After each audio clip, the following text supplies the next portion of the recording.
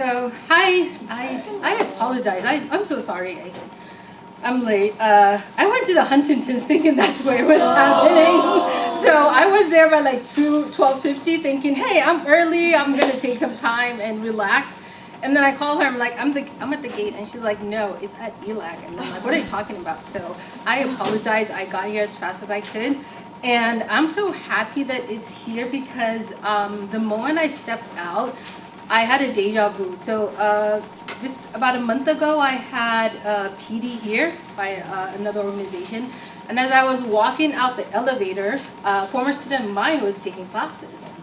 And the moment she saw me, she was like, oh, Ms. Benna, thank you, thank you, thank you. Because the labs that we did here, she was like, this, what you're doing here, this, she was like, what the labs that we did, that saved me when I came to college. Like, it really, really helped me in my classes. So for me, that's, even if it helped one student, at least I know, it's not, it's worth it. Because if you've never done the labs, how many of us have done the labs before? Okay. So if you've not done the labs before, like putting it together, I'm a one-man show at on my campus. I'm gonna open up my slide so that you can see what I'm talking about. So my school is a very small school in Granada Hills, and I'm one of the science teachers there. So I've been doing this for a little over 5 years. For me, I teach bio, marine bio, ABES, molecular bio, and I've taught genetics. So all of these are on my plate. We alternate between the electives. So ABES, marine bio, bio are all on the table. Molecular bio and genetics, we kind of alternate. In my school, we have block periods. So setting the labs up for all of this, you can imagine the disaster that happens. And basically, it's just me doing the aliquoting, setting this up. But one of the things I'm going to share with you later on is that there are, I kind of like grab the students that I train when they come in 9th grade. And when they get into 12th grade, they kind of help me out. So we have in our school advisory classes. So I recruit them during lunch and they help me out. So this is what you are going to be, or this is basically the sequence of the labs. And I'm going to tell you that I've done all of them. I've done the complete, I've done the abridged, I've not done the focus on bacteria, but I have just focused on also the intro to biotech. And there's nothing wrong with that. So starting off, I started with the intro to biotech because for me, I was like, oh, doing all of them was just overwhelming for me. So the experience was great, but I was like, hey, I'm not ready to take on all of them. And I decided, hey, I'm just gonna do the intro to biotech. And then moved on to the abridged, and then did the complete genetic sequence, complete genetic engineering sequence. And for me, depending on the class, I obviously do not do the complete sequence with my 9th graders. I also did not do the abridged with my 9th graders. But I did do them with my molecular biology students as well as my genetics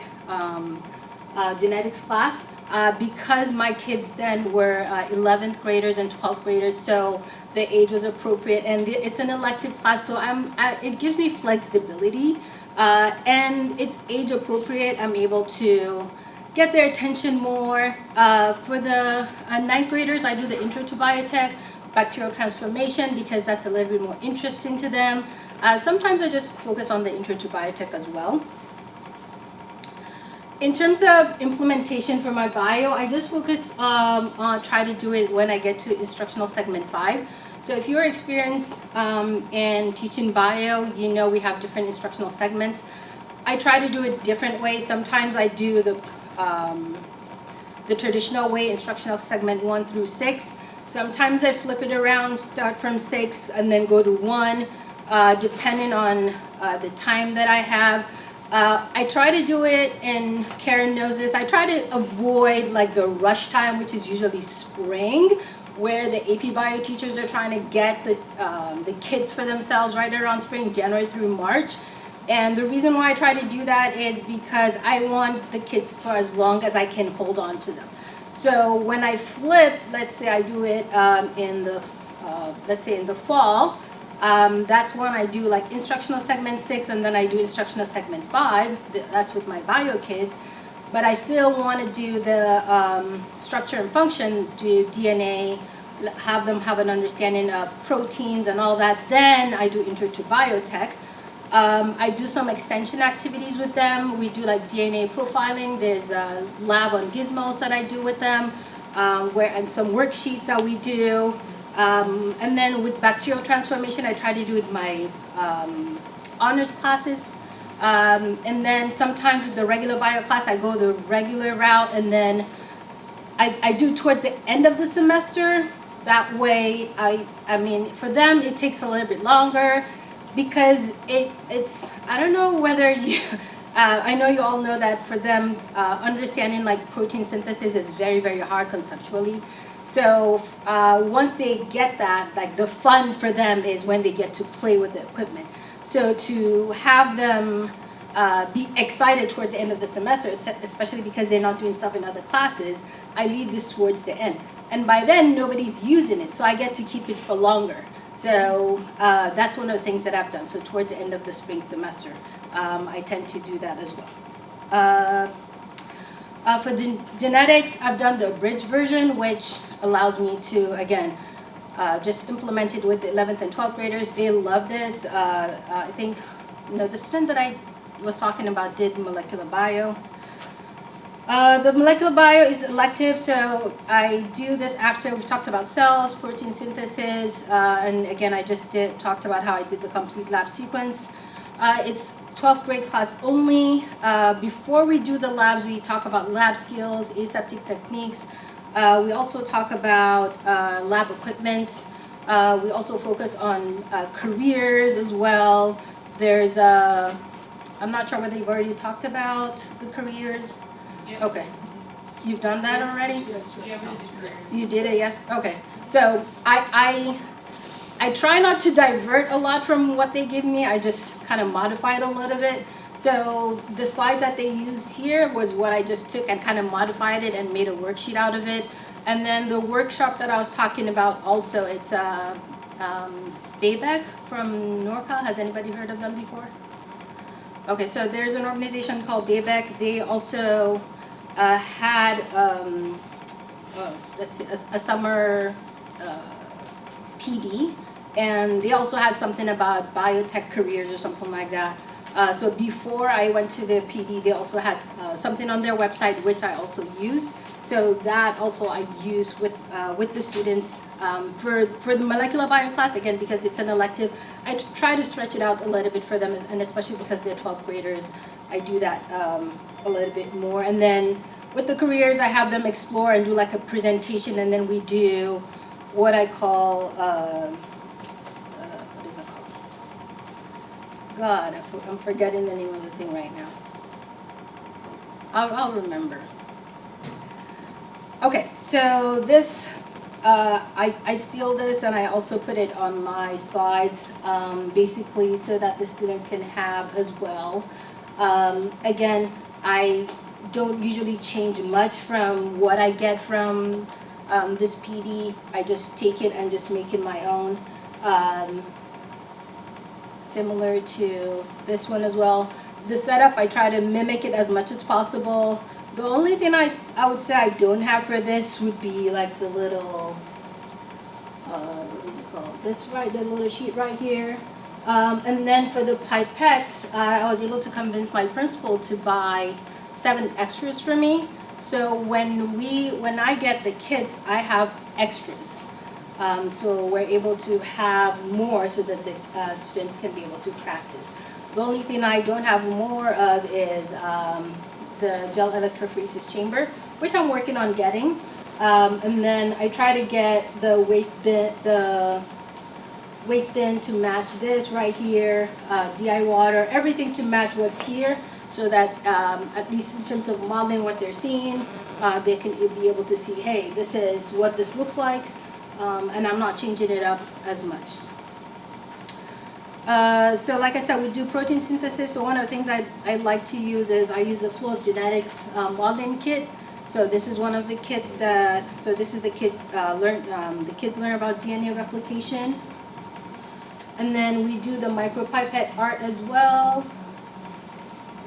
So this is just a few of the ones. I wanted to add more pictures, but I think 2 is enough.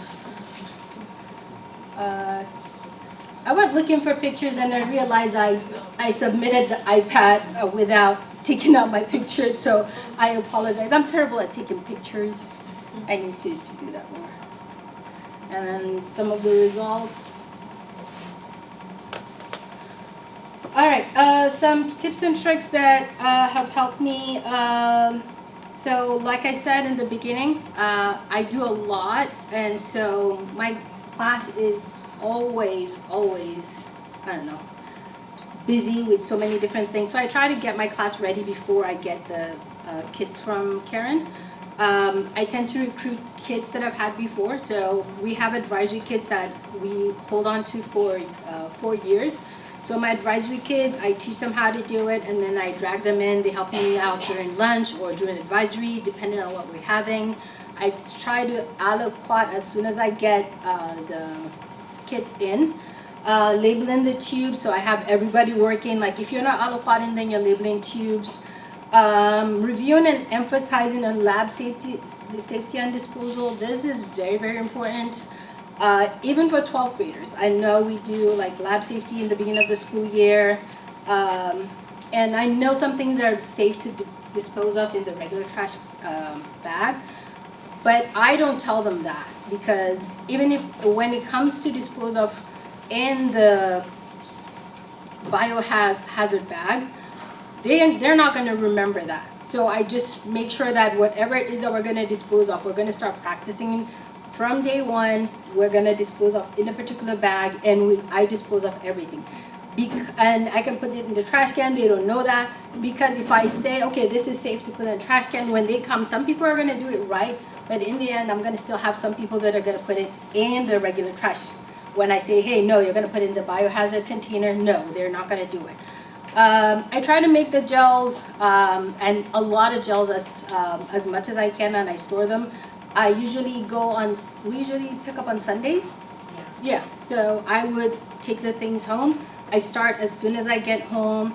If I forget and I don't want to take out the huge binder, I have access. I think I bookmarked.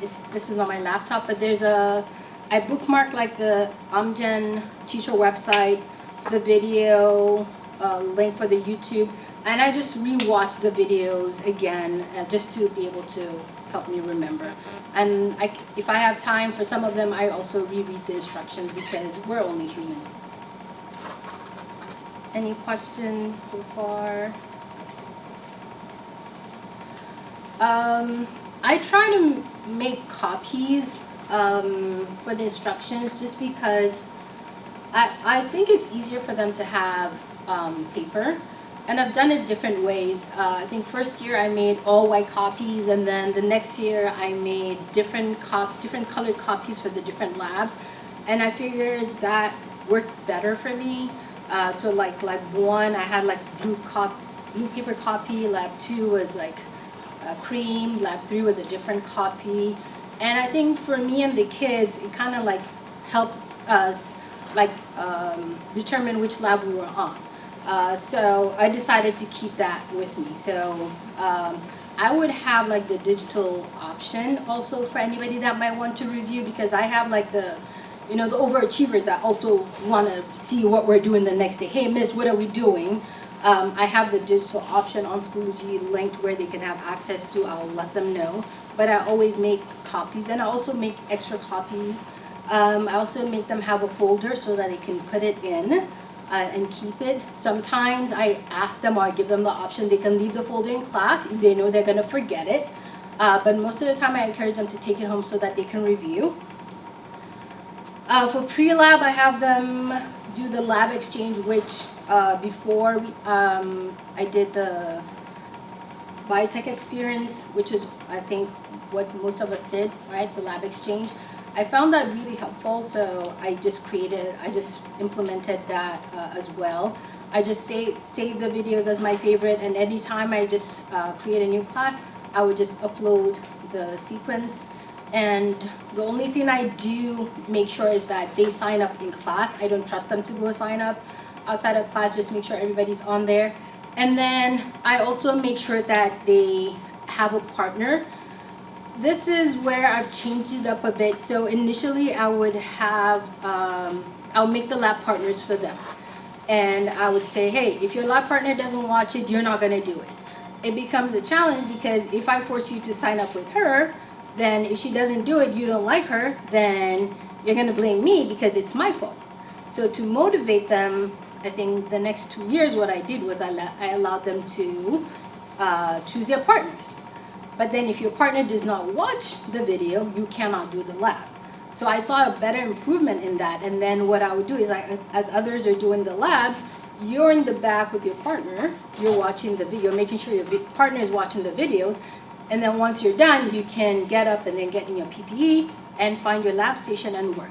So that improved the amount of people that were doing the homework.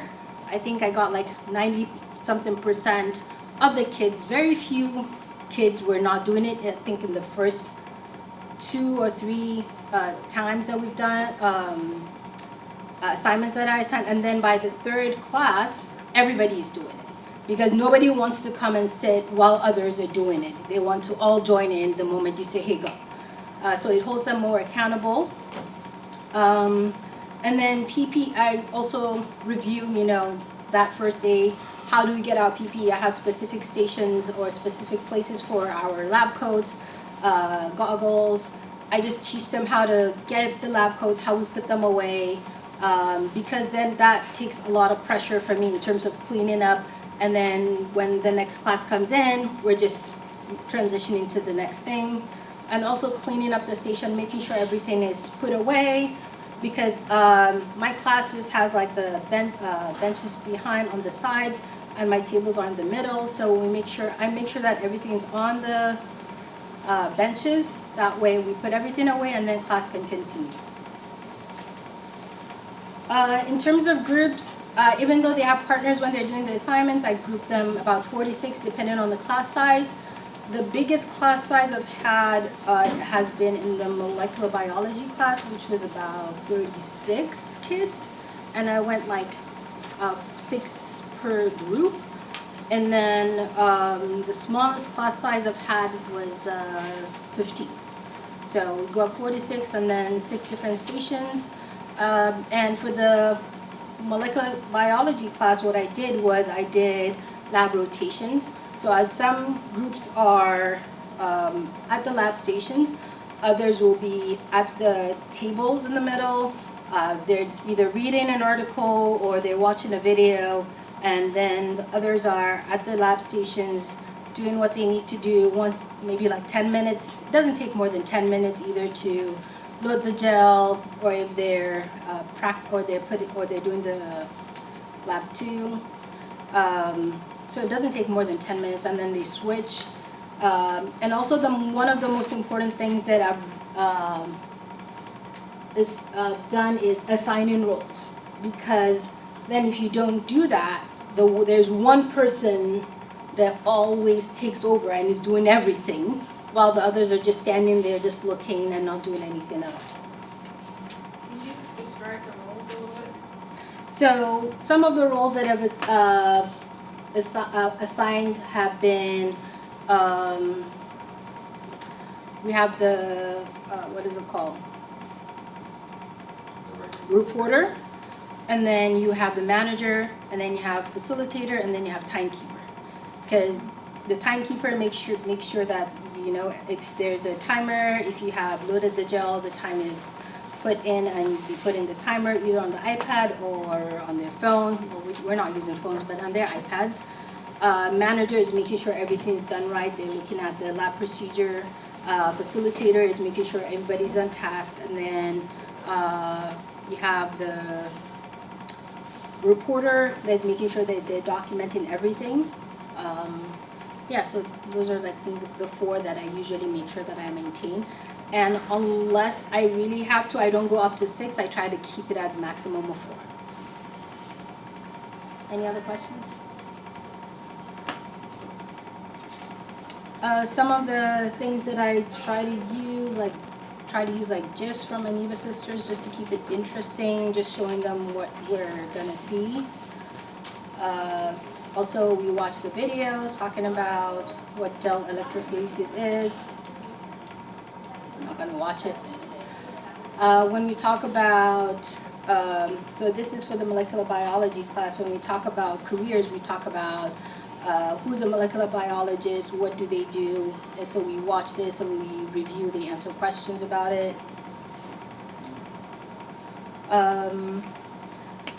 I think last but not least, I have like this DNA fingerprinting worksheet that's an extension of the DNA profiling worksheet on Gizmos. Now we also do as a warm-up in class. And that's it. I try to keep it as short as possible. Questions, comments, concerns?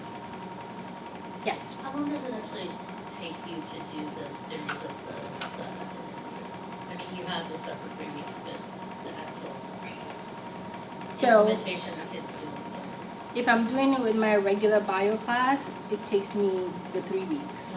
But Just to do the, like your seniors. with the seniors, it takes me about a month because the seniors, once I do, I have my own set of micropipettes. So once I do it with them beginning of the school year, they already have the skills. So once I get the kits from Karen, they already know how to use it. So it's easier for me just to have them transfer the skills and be able to use the kit. With the bio students, again, because they're freshmen, it's a little bit harder, and I don't do the whole sequence with them. I either do the foundation with them, or we do the bacterial transformation if they're honors.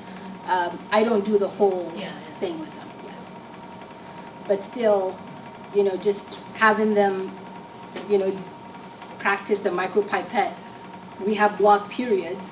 It can take me a whole hour just have them use the micropipette. And when I have the kits from Karen and I have my own, if I have like a large class of 26, it helps because then everybody gets one and they're able to use it. And then when we do the little sheets and then they do the micropipette art, that's like a whole period right there. And then we come back and then we practice loading the gel the next period. So we do the silicone gel loading, they practice it, we rinse it out, and then we practice loading the agarose gel in the gel electrophoresis chamber. So that's like a whole period right there. So that could take like a whole month because I see them like every other day. Yeah. Any other questions? Wow, usually we have lots of questions. What's your favorite lab that you do with your freshmen? Do you have like a dog or kittens? Oh yeah, we love the kitten fraternity. They love the kitten fraternity because everybody makes an assumption, and then when they figure out their assumption is not right, then. But I have sometimes kids that actually guess because they are familiar. They have cats and they know, and then I kind of play dumb, and I'm like I don't know, so they love that. And then but it's interesting. It works out well also for the 12th graders. Like for the molecular bio kids, I still remember there were kids that could not wait for the next class because I also used it with them. They couldn't wait for the next class because they really wanted to know who the father was and they really wanted to be right. So, and there was like an argument that was happening in the classroom between the kids. Like this group were like, no, we were right. And then this one was like, we're right. And then when I finally revealed what the answer was, they were like, no, Ms. Bennett, it cannot be right. So, and then we go and watch a video as to why it's right. And then they're like, oh. So it's funny that also, something as simple as that also just interests them, even though they're like 12th graders. Yeah. But yeah, I do the dog drool, the kitten fraternity also as extension labs with the kids. I do with the genetics, molecular bio, and the bio kids as well. Those are fun labs. Yeah. For the lab safety, do you have them do like those lab safety contracts?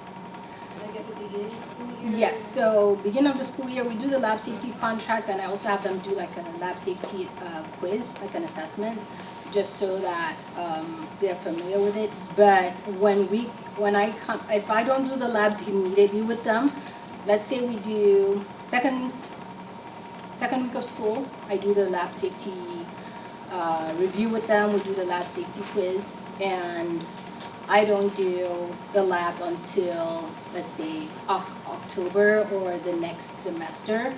I still have to review it with them because you're still gonna have those knuckleheads that are gonna try to do some things or have forgotten what they need to do, and I still need to talk about, hey, you know, the pipette tips, the one for lab 1, we can put them in the trash, but you know, when I move on to the lab 5, for example, I don't want to put it in the trash, right?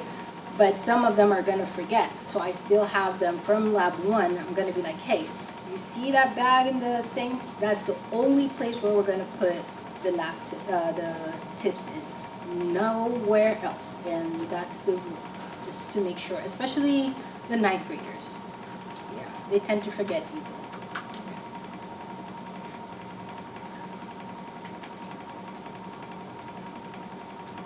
Do you have any problems having the students sign up for lab exchange? No. They just don't like doing it.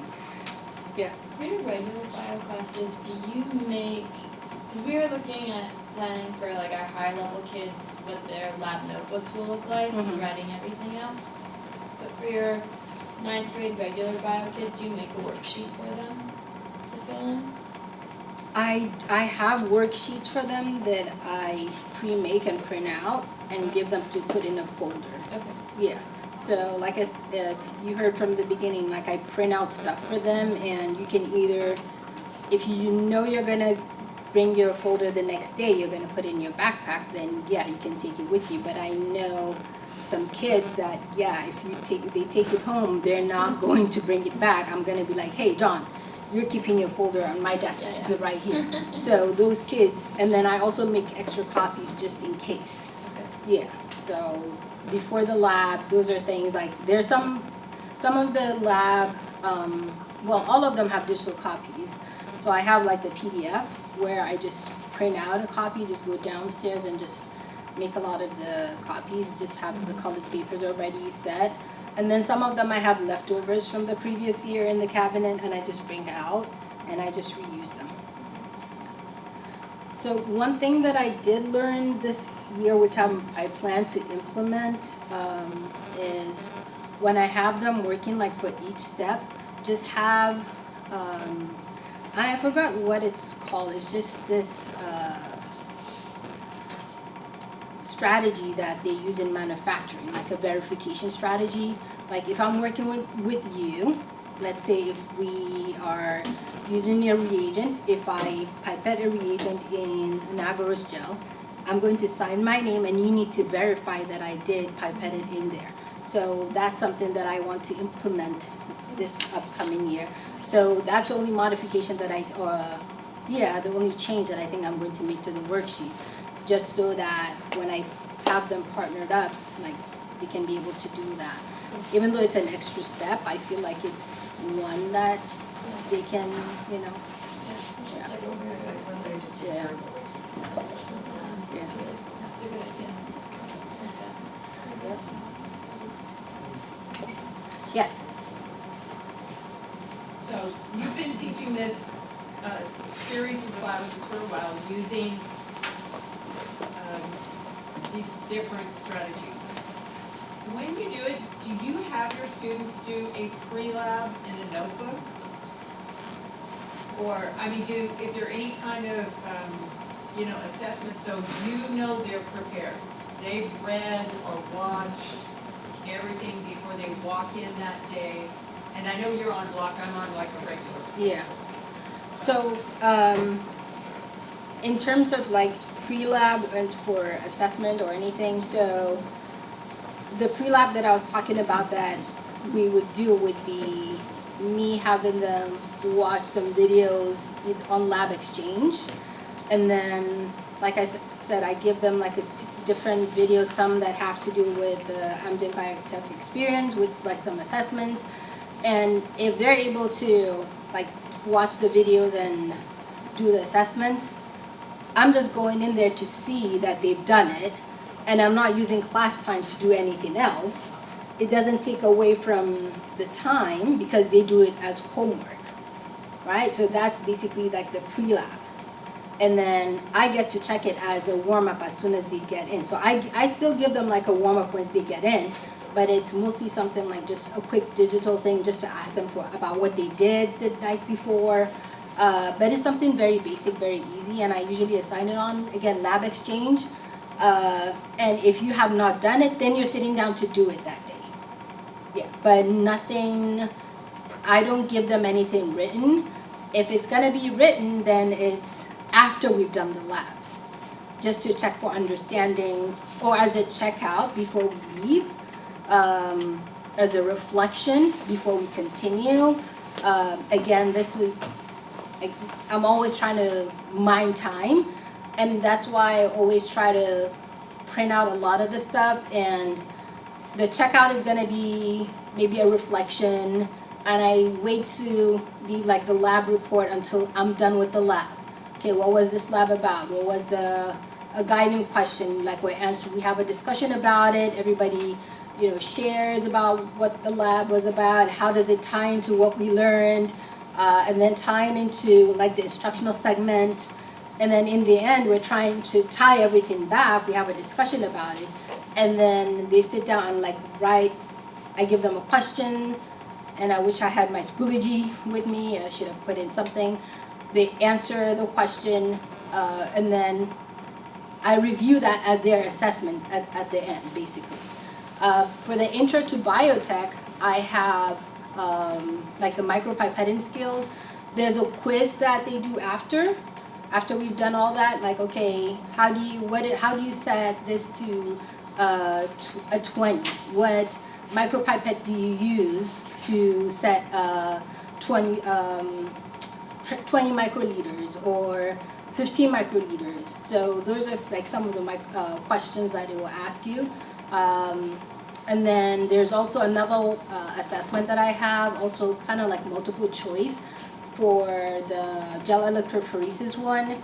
It's also a multiple choice one they would do, and it's just a quick 20 question MCQ that they will answer. But this is all after we've done it, just to check their understanding of it. And most of them do pass because, again, they're doing it, then we have a discussion after it, they do a reflection, and then they do the assessment. And if I see that there's anybody that has an issue with it, then I sit down with that student and then we have a conversation. But a lot of times, most of them get like a 3 out of 4. Yeah. In Lab Exchange, you can see which students have watched the videos. Yeah. Because you signed up as a student. You can create your own account as a teacher, and you can give them a code, and then you can be able to see who signed up, who did the assignment, and that would be able to, inform your instruction in terms of like who you need to have go do the lab, and who needs to sit down and actually basically watch the video right there and then. And because again, once you start doing it and they see how much fun all the kids are having, if they miss it today, the next day they're not gonna, because it's just watching a video or doing a simulation, and most of them, the questions are very easy. Once you start doing the simulations, they're very, very easy. So once they notice that it's not really hard, they can't wait to do it, and then they can't wait to come and do it because they're not sitting down and listening to you talk. They're with their friends. They're standing up. They're talking. They're doing something, and they don't want to do that. They don't want to sit down and listen to you.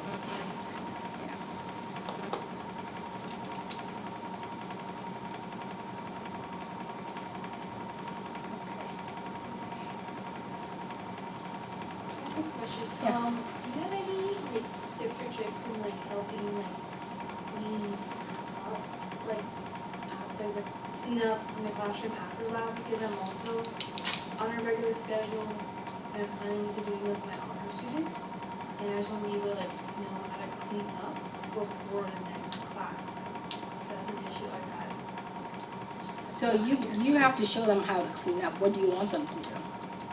Right? So when you're finished here, are they cleaning up for you? You're helping them clean up, right? So for example, once we do a lab, let's say I'm doing intro to micropipette. We finish with the micropipette, I model to them what to do. I have to look at the time. How much I have to think about if it takes me a minute to clean up, it's gonna take them 5 minutes. So which means we need to stop at least 10 minutes before the bell. And then with that 10 minutes, I'm gonna model to them, 2 minutes, what they need to do. If you model to them that first time what they need to do, how to clean up, that first time, then the next time becomes a little bit easier. Okay, hey guys, you need to put in P20 pipette right there, P200 right here, P1000 right here. The tip boxes will go over here. The trash goes over here. Your gloves need to go over here. Okay, let's go. And then you put a timer. This needs to happen in the next 2 minutes. Go. You put a timer, music. They're done in 2 minutes. And then they sit down. Okay, now I need you to clean up your stuff. 2 minutes. You put a timer, go. Now you have 5 minutes left. Okay, let's reflect on what we did. 3 minutes, go. And then you have an extra 2 minutes. So again, it just depends on, you just have to train them on what you want them to do. If not, then you're always cleaning up and oh my God, you're gonna be exhausted. Yeah. That first year for me, I was cleaning up after the kids.